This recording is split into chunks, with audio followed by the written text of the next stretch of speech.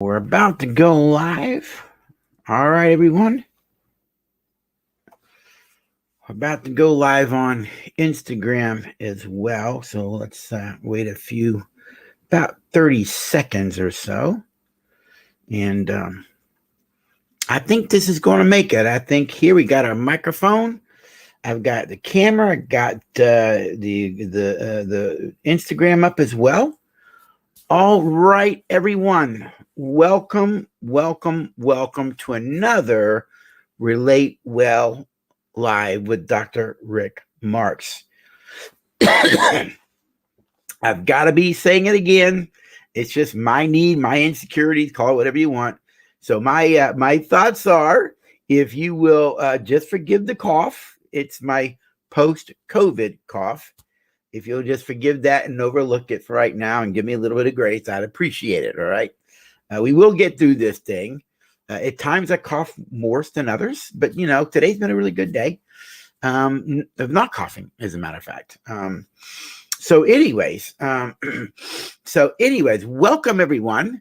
And I gotta do a quick shout out to Clifton. He's over here writing me in a minute. And typically I don't talk to those because we're doing other things with these videos, but I gotta say hey to my dear brother and friend Clifton over there.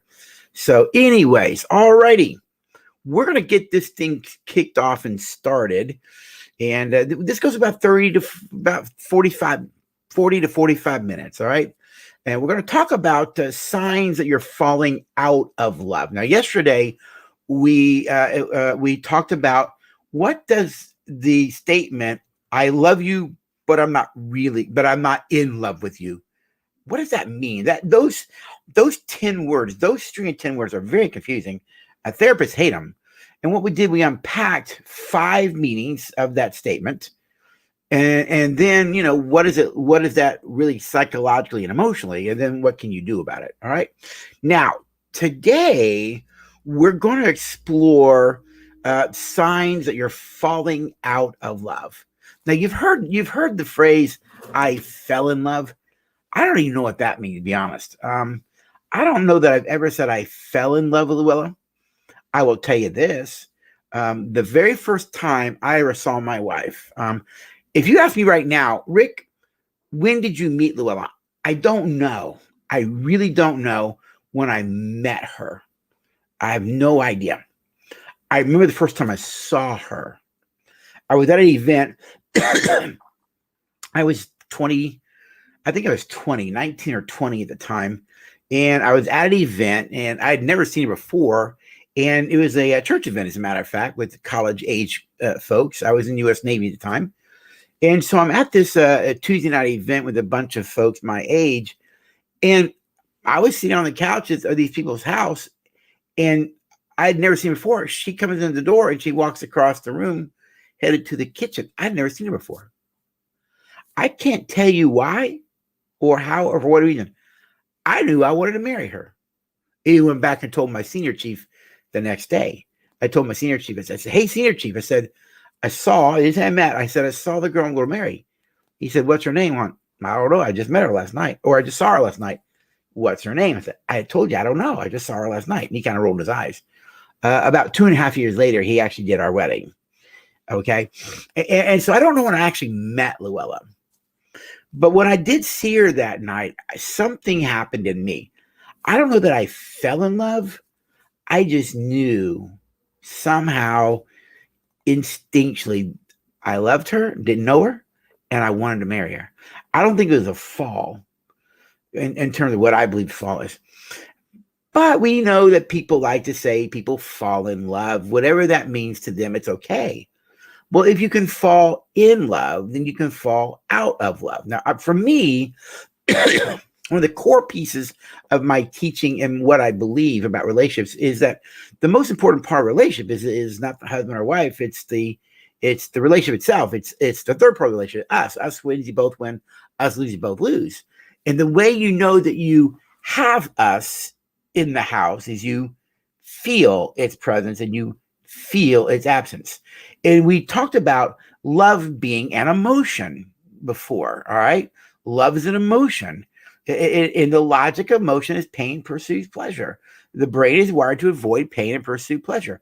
If you treat me on a regular basis, an ongoing basis, in a way that you are a source of pleasure, because you are a source of pleasure to me, then that creates feelings of desire, which create feelings of love. And we love those who are a source of pleasure.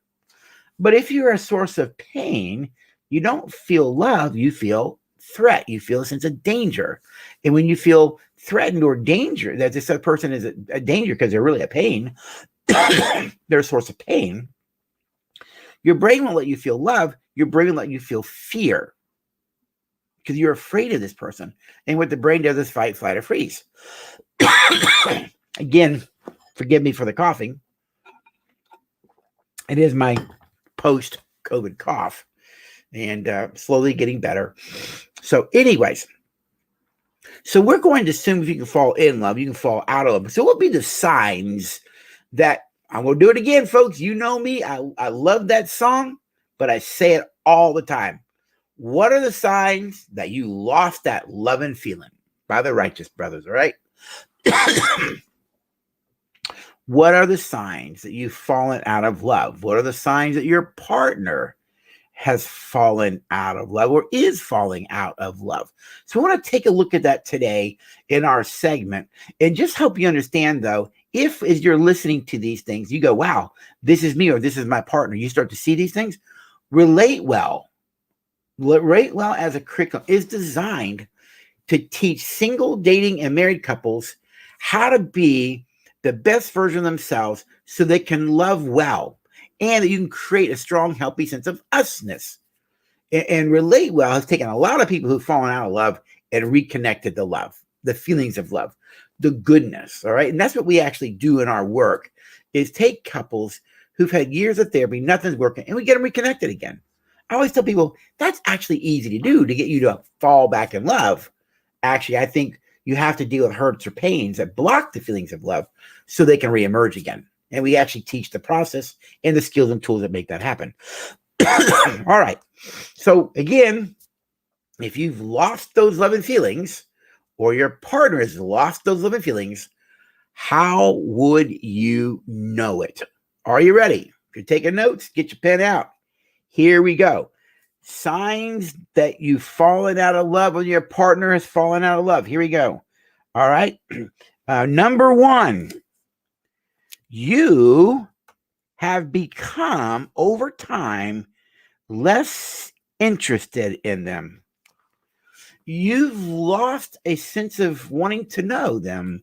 You've lost a sense of wanting to listen to them. You don't really want to hear much of their hopes and dreams, what happened during the day. You don't really want to open up to them. You find yourself that the friendship is waning. And you don't really want to be friends with them, actually. You actually find that over time, you become indifferent to them. You're indifferent. So if they're hurting, you don't really care. If they're fearful, you don't really care.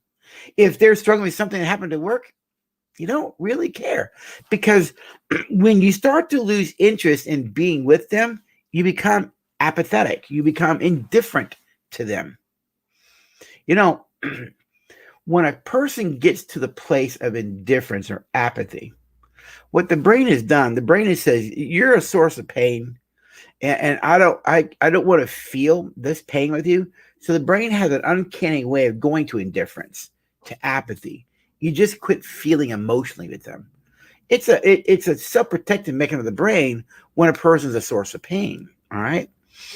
And so the problem is once you hit that apathy and indifference, you lose care. The worst message you can send to any relationship is that message right there. I don't care.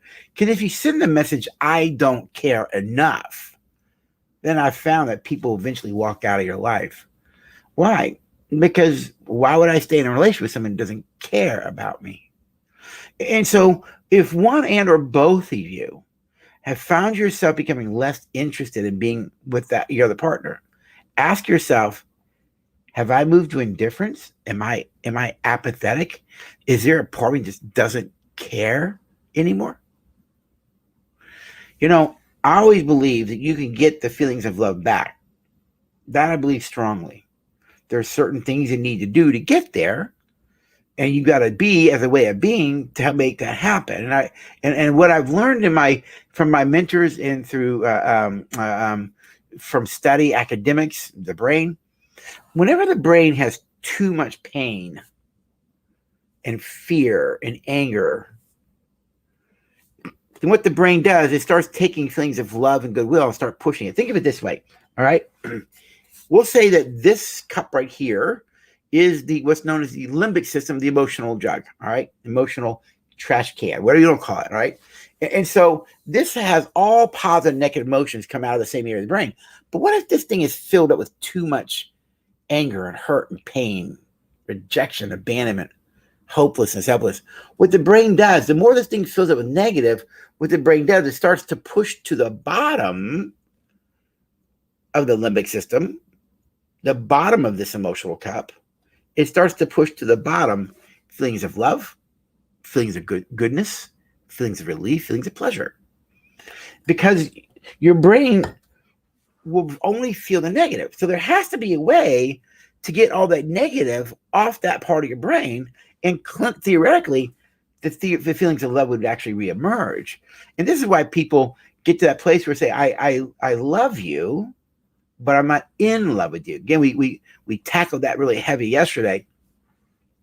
But when a person says, I love you, I'm in love with you, they've lost the feelings of love. And usually when that happens, the person becomes indifferent, apathetic. So one sign is that you're less interested in actually being with them. And the way you know that is kind of check your heart. Are you indifferent? Are you apathetic? You just don't care about their hopes, dreams, what took place during the day with them, etc. Number two, you actually find yourself not thinking about them regularly. You see, you actually find yourself not thinking about them regularly. Now, the second sign you're falling out of love is when you actually find yourself really not thinking about them during the day. You don't really think about them hardly ever.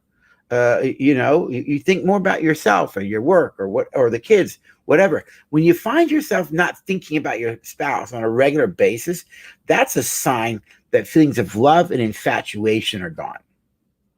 That's a sign that the feelings of connection, the feelings of romance, the feelings of just those tingly feelings, that they're gone.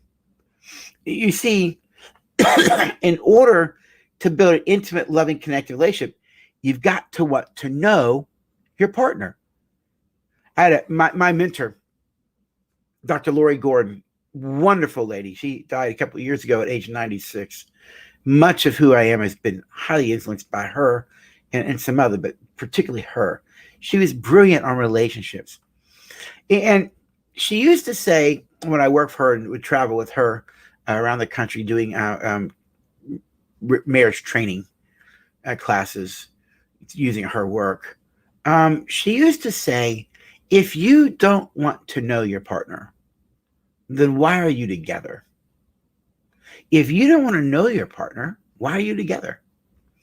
I used to hate that statement. It always grated me because it implied divorce. But in my maturity and professional development, I came to realization that's a fair question. If you don't want to know me, why are we together? You see, true healthy relationships require you wanting to know a person, but to know them means you want to think. You're thinking about them. You're considering them. See, every day I think about my wife. What's she doing? Like today, I had a meeting at 1:00 and they had to cancel. So I actually just drove by her work, knowing that she was going to be highly busy. Just drove by there, walked in. She works at a retail clothing store. I just walked in there and smiled, and she looked at me. She smiled, and I just came to see you. Why? I think about her. And she thinks about me. You see, you can't have a relationship with someone if you don't think about them. And so another sign that you are falling out of love is you find yourself not thinking about them regularly. You think about all kinds of other things. You may think about the kids, but you don't think about your spouse. You don't think about the marriage, the relationship. Why? Because the feelings of love and infatuation are actually beginning to wane and or are gone. Number 3 sign that you're falling out of love. Number 3, you find that your spouse is actually more of a burden to you. To get that? You have found that your spouse is actually more of a burden to you. To get that? They're more of a burden to you. You see, when you get to a place that you think your husband is more of a burden to you, you don't want to be around them. You don't want to hang out with them. You don't want to share life experiences. Why? Because you don't want to be around people that your brain deems as a burden. In my early years of marriage, I was pretty immature. My wife used to say to me, "You're like a boulder around my neck." Well, looking back at it, all my immaturity, because I was emotionally a child when I first got married, and the way I dealt with conflict was in childish ways, more like sulking and whining and punishing through passive aggressive ways. I was a burden to her because it was so manipulative all the time, you see. But when you get to the place that you believe your spouse is a burden to you, you don't want to be around them, you see. You could feel like a burden, but when a person believes you're a burden, they don't want to be around you. You get a lot of that, why do I have to do this with you? You're a burden to me. You see, whenever you get to a place where you find yourself not wanting to share life experiences with them, you're right. And another piece of this is when you're with them because they're a burden, you feel guilty about being with them. Why? Because you feel like you're obligated to do this. This person's a burden to me, but I feel obligated to be with you, but I don't want to feel obligated, so I feel guilty for being here because I really don't want to be here. All that goes on in your head. Every bit of that goes on in your head. So the third one is your spouse is more of a burden to you. That's another sign that you're falling out of love. Fourth sign that you're falling out of love. You are increasingly annoyed with them. You're increasingly annoyed. In other words, things that they do bother you. Got it? When you were dating, they didn't bother you. The way she would do her hair this way, or if she did this, or he did that, or did that, you made amends for them. You kind of worked around them. But now those things annoy you. They grate you. You can't stand them. Why do you do that? Can't you do it differently? Because you believe they actually annoy you, you see. And when a person gets to a place that their spouse is more of an annoyance, you no longer appreciate them. You no longer appreciate them, you see. And so whenever a person is at that place where you don't appreciate them anymore, the things that they do, well, guess what? What that basically means is, excuse me, you only see the negatives that they do. So you become critical and negative, judgmental, because you're not able to see the positive things that they do for you. Because your brain only sees this person, has labeled it as an annoyance. And because your brain is labeled as an annoyance, that's how you deal with them, all right? I can tell you this, in 37 years of marriage, I've never seen Luella as an annoyance, that's for sure. And I've never seen her as a burden. I'm sure I was on some level those early years. I never have with her, okay? And so whenever you get to a place where all you see your partners is negative, that could be and you don't appreciate anything that they do, that might be a sign that you're getting annoyed with them. The little things they do grate you. You got to pick it out. It's all you can see. I remember it was my 19th year of marriage. And I'd gotten out of the shower and I went to my bottom drawer, which is where, t-shirts, underwear are always kept. And I'll never forget this moment because I share about it now, but I never forget it at the emotional level either. Even I had opened up my drawer, to get some t-shirts, underwears out. And when I did, I had this weird feeling at the cellular level. It was a weird, like an epiphany, an awareness. And I actually said out loud because I felt it in my body. I said, they're always in there. And Luella was in the closet and she kind of came out of the closet. She said, what? I go, 19 years of marriage, no matter when I open this drawer, those clothes are always in there. I don't think about them. I don't consider them. They're just there. Of course, she looked at me like I'm weird. I said, no. I just realized something. I take that for granted. I said, the fact that I can open this drawer and they're there is the evidence that you're still present in my life. Because if you weren't in my life, they wouldn't be there unless I made that happen. And it really taught me to be appreciative of things that she does around me all the time that I never, ever, ever consider. Number 4 sign you're falling out of love is you are increasingly annoyed by your partner. Number 5 sign. You have no desire for the relationship and you feel like you're just existing and going through the emotions. Number 5, you have no desire for the relationship and you feel like you're existing, just going through the emotions. Why? Because you feel like you have to be there for the kids, or because God hates divorce, or your religion won't let you, or maybe you're fat and white hair now, nobody else is going to want you, right? So you feel like, I don't want to be here. I don't have the love for you, but I'm obligated to staying. I have to exist here. All right. So I'm just going through the motions to do what I have to do. Basically, the relationship has become routine. There's no desire for each other. There's no sense of romance. It's just become, this is what we do night after night, day after day. And you've lost the desire for the relationship because sometimes routine will do that, won't you? Habits can make you lose emotions in time.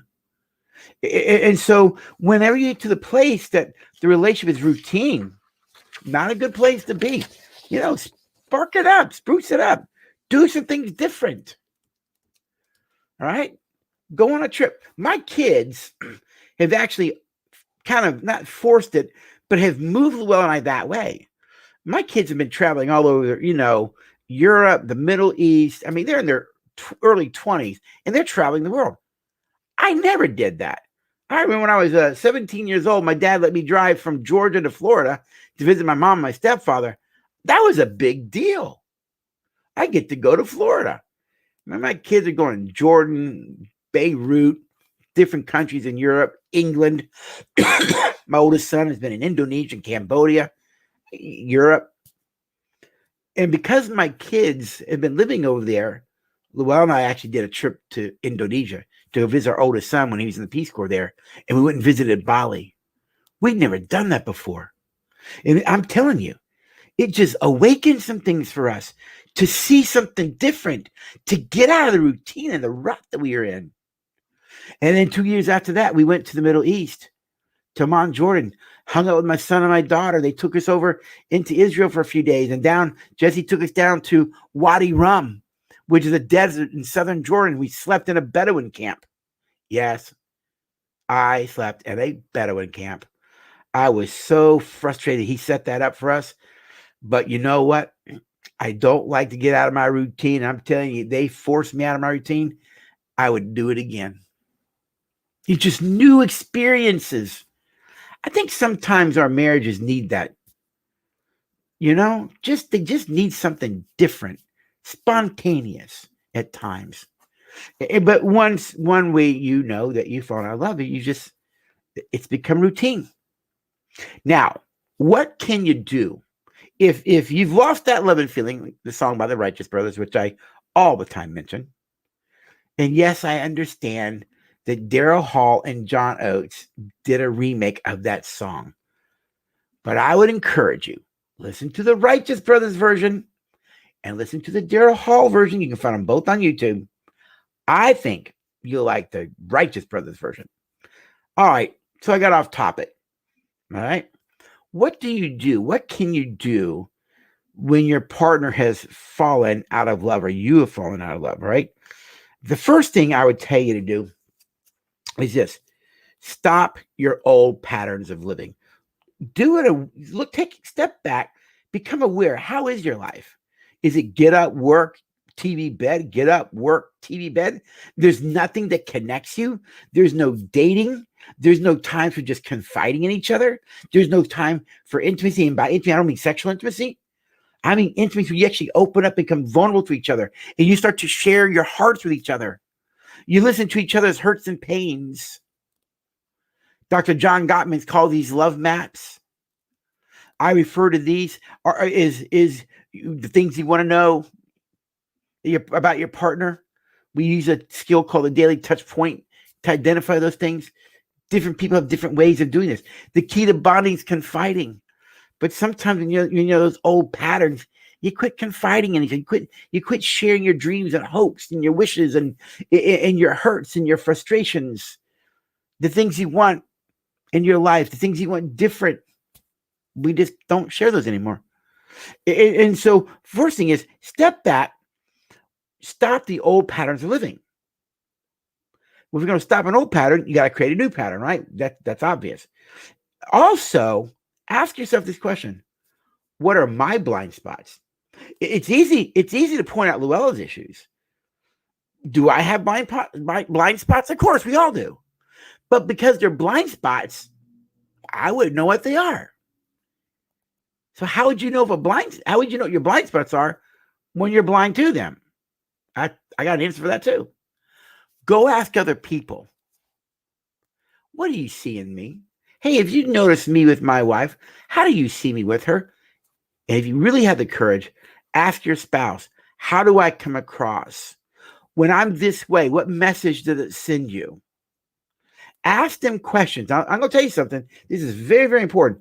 If you know what your blind spots are, my mentor said to me once a long time ago, the way you think you come across is not the way you do come across. The way you think you're being experienced is not the way you are being experienced. And what people do is we defend how we think we are or believe we are, but in the end, it's how you are that matters, not how you think you are. There is a disconnect for a lot of people between how they believe they are and actually how they are. When those two things are congruent, you're pretty healthy and mature. And so one of the things I began to do is I began to watch Llewellyn's behaviors. I would watch her eyes. Let's say we were in a conversation about something, and if I saw her start to get defensive or, start to shut down, I learned that actually that I'm seeing right there might actually be caused by me. I actually might be causing that behavior. You see, think about it this way. How do you know what you look like? Well, the answer people give is a mirror. I say, no, that's not an answer, not the answer.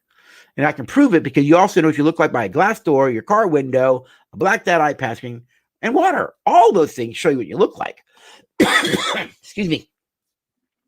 For those joining me, that's my post-COVID cough. Still have it. So I just encourage people to ignore it. All right. Now, how do you know what you look like? The answer is reflection. All those things actually reflect what you look like. So here's what I learned a long time ago. Because those things reflect what I look like, I've also learned that Llewellyn reflects who I am being in a moment through her body language. Her body language reflects what I'm being. So rather than blame her, if I saw her get defensive or start to shut down, what I would do is say, wait a minute, hang on a minute. How am I coming across right now? She might say, you really want to know? I go, I really want to know. And she would say, manipulative. You want to take a deep breath because you might get triggered in defensiveness. And I don't want to be defensive. I want to be teachable, which is mature. And I would say, and what am I doing that sends that message, sweetheart? And she said, well, you're doing A, B, C, D, and E. And I go, when I do A, B, C, D, and E, that sends you the message I'm being defensive? She goes, yeah. You know what I did in that moment? I would say, would you forgive me? I don't want to come across that way. I would never want to come across as manipulating you. And I learned something about myself. I learned how I'm coming across. Remember, my mentor told me, The way you think you come across, not the way you do come across. The way you think you're being experienced is not the way you are being experienced. Those blind spots. And that is one of the ways that I began to get a sense of how I'm perceived, how people see me. And actually, then the next thing you can do is, what do you want from your partner? Do you know what you want from them? Is it patience? Is it acceptance? Is it approval? Is it affection? Is it comfort? What are you actually looking for from them? You need to know what those things are. All right, so what can you do? Number 2. Now, actually, all those are your parts. Stop old patterns of living. What are your blind spots? Blind spots create patterns, right? What do you want from them? Sometimes the things that we want, we get into negative patterns trying to get it from them. All right, number 2, and this is going to be tough if you've lost those love and feelings. Make your spouse and your marriage a priority. Make your spouse and your marriage a priority. That means you have to have, on some level, a desire for your marriage and your desire to want it to work. A hope still that it could happen. All right? Make them a priority and not yourself. I've already said in much of my talks over the years, the most important part of marriage is not the husband and wife. It's the third part of the marriage. Third part wins, you both win. That's the idea of us. Us wins, you both win. Us loses, you both lose. 2 to make an us, 1 to kill it. And the way you know that us is in the house is you feel it. You can feel when us is in the house. You feel the warmth. You feel the tenderness. And so when you start to make us a priority, you're going to make your spouse a priority. And so begin to focus on, well, what are their needs? Start appreciating them. Start recognizing that they do things around you that you take for granted, like I did. And I realized in my 19th year of marriage. You see, I don't want to take those things for granted anymore. Here's another one. What if you took a risk and started flirting again? That's right. What if you took a risk and just started flirting again? Well, what if they reject me? Okay, they're not rejecting you. They're just being who they are in the moment. Well, it feels like rejection. Yeah, it might, but you can still be healthy enough. Start becoming flirty again. And this is key. Start talking every day about each other's day. Now, we have a skill in our work, RelateWell, called it touch point. It's a daily skill for connecting. All right. That's a skill. But talk about their interests. Start confiding in each other. Take a risk and share your hopes and dreams and aspirations and fears. Something bad happened to work or something good happened to work. Share with them. Read something in the newspaper or saw online. Share with each other and show interest in the things that interest them. Why? Because marriage is not all about you. It's about us. And so I would also say, make your spouse a priority. And then number 3, what you can do, and this is going to be tough, start to become emotionally present for each other. So you can mourn with them, so you can rejoice with them, so you can comfort them, so you can hear their perspectives and care. And number 4, and this is very, very important, particularly if your spouse has lost the love and feelings. Don't force intimacy and connection. Don't guilt it. Don't shame it. Don't manipulate it. Because all you're going to do is give them further justification to not love you, to continue to lose the feelings of love and fall out of love. Don't force intimacy. To reconnect, rebuild, it just takes time. And here's what I've learned. Humility is a very powerful way to live life. And in humility, you can develop patience. Patience. Patience is a great virtue. And if you have a problem with patience, great place to learn patience. Walmart, I always jokingly say it, but I think it's true. 25 checkout stands, only one is open. Great place to practice patience. Begin to practice patience so that it becomes a trait for you, that you're just a patient person, all right? But don't force intimacy, sexual intimacy, or even emotional intimacy. Let it happen in time, but do some of the make changes for yourself so you can become the person you want. All right. Next, accept that you might have to rebuild the friendship first. Did you get that? Nothing to do. You might want to accept that you might have to build a friendship first. It may not be the sexual part or the romantic part. It may have been so damaged. You got to build your friendship back. You know, one thing that I've always said, if I was ever to leave Llewellyn or allow our marriage to be destroyed, what I would miss is our friendship. We were friends for 2.5 years before we got married. We only dated maybe 3 months, and then we got engaged, and we were married six months later. But we had a great friendship, and I didn't want to lose that. I don't ever want to lose that friendship with her. Don't ever want to lose that friendship. It's the foundation for any healthy marriage or relationship. Now, next, what can you do? Learn how to communicate in healthy ways. RelateWell teaches you how to do that. There's other programs out there as well. But learn to communicate in healthy, mature ways. So you can listen to each other. You can be slow to anger and quick to hear. So you can speak your truth with goodwill and love and respect. You see? And they can hear you with empathy. Next thing you can do is remind yourself, why you fell in love with this person in the first place? Why did you love them in the first place? Can you remember the days of dating? Can you remember those early years? What was it about them that brought so much joy and pleasure into your life? And here's a question. Are any of those things still present to any degree? Are any of those things still present to any degree? Remind yourself why you love this person in the first place. Remember the good times. You know, in couples, when one person starts to fall in love or they're in conflict and there's just, there's not a sense of usness, what happens is the brain tends to focus on all the negative things in the history, but they forget there are positive things back there as well, because the brain just wants to focus on the negatives. Got it? But if you gave yourself permission to step back a minute and just think about it, there are positive things back there as well. Next, start developing interests that you both can share. Start doing things that you both would enjoy. Now, maybe not something you like, but maybe the relationship like it. Example, in my talk around us, like, I don't like malls, but us likes them all. I don't like the beach, but us will go to the beach. Llewellyn does not like battlefields. You know, back here behind me, I'm a U.S. Navy veteran. You can see a lot of my military stuff back there. All right. Marine Corps, Navy.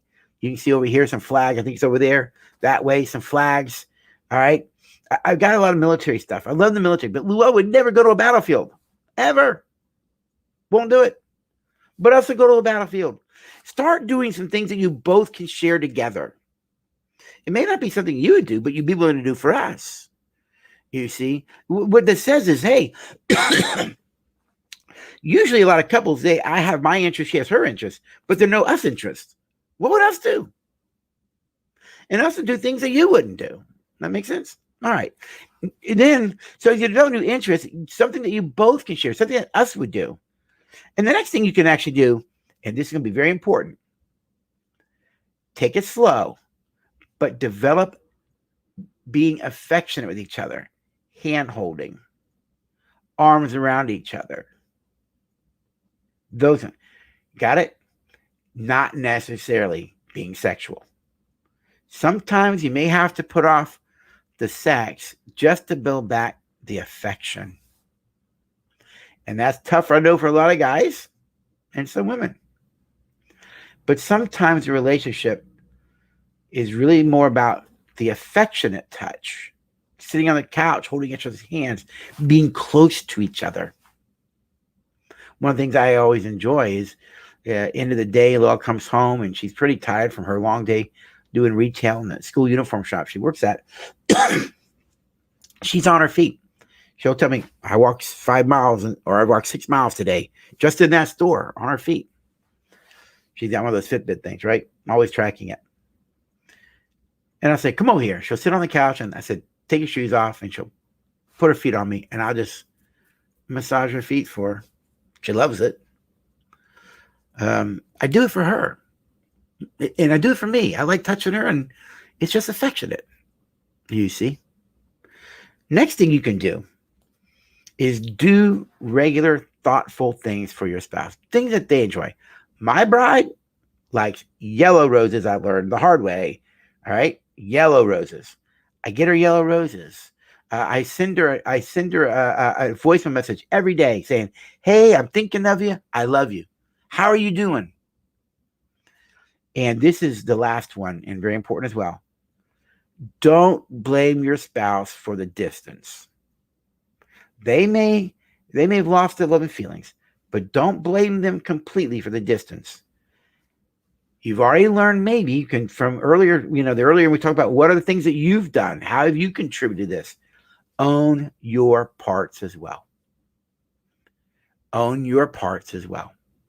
And my thoughts are, if you begin to think in terms of these strategies that you can do, you could build the relationship back, in time. It can happen. So I'm going to review those. Are you ready? Stop old patterns of living. Find out what your blind spots are. What do you want to learn? What do you want from your partner? Sometimes our patterns are about those things. Number 2, make your spouse a priority. Got it? Make it focus on they start appreciating things they do. Number 3, be emotionally present for them. Live in the moment. Number 4, do not force intimacy and connection. It's going to take time. Develop some patience. Number 5, accept that you might have to rebuild the friendship first. Number 6, communicate in healthy ways. Learn the skills. We teach those skills in RelateWell. Number 7, remind yourself why you love this person in the first place. Number 8, begin to develop new interests that you both can share. Do something that us would do. Become affectionate, not necessarily being sexual. Number 9, do regular, thoughtful things for your spouse. And by regular, if not daily, 2 to 3 times a week, in my personal opinion. And lastly, don't blame your spouse for the distance. Own your parts as well. Well, my hope is, on some small level, this is giving you a sense of what are the signs, and then what can you do if you or your spouse are falling out of love. And remember, just because you fell out of love doesn't mean love's still not inside of you. It just means you can't feel it right now. But you can get those love and feelings back, because I've seen it happen with thousands of couples over all the years I've been doing this work. I'm 59 years old. I live it myself. I raised my kids on these principles. That's how much I believed in them, because I wanted my children to have healthy, mature adults when they became adults. This is Dr. Rick. I hope in some small way this has been a joy and informational, and my hope is even inspirational. You have a great evening.